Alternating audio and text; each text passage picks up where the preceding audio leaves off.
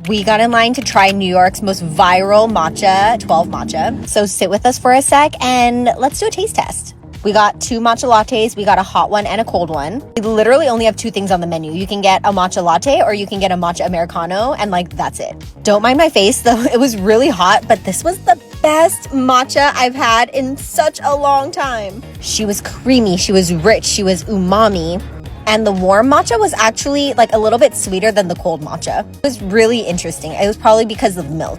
And just take a moment to appreciate this. The color of this matcha is absolutely insane. 6 grams of matcha powder in every single matcha latte. I hadn't eaten before this and I was kind of shaking within like 45 minutes, so just beware. But this matcha was so good. It was the perfect amount of sweetness. Usually I'm so picky and I will clock if somewhere is like too sweet or not sweet enough, and this one was absolutely perfect.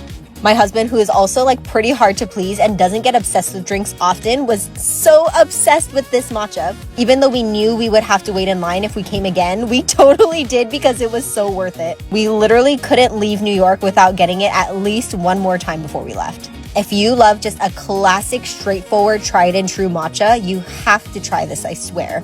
It goes head to head with the best matchas that I've had in Japan. And after watching them make each drink, I totally understand why.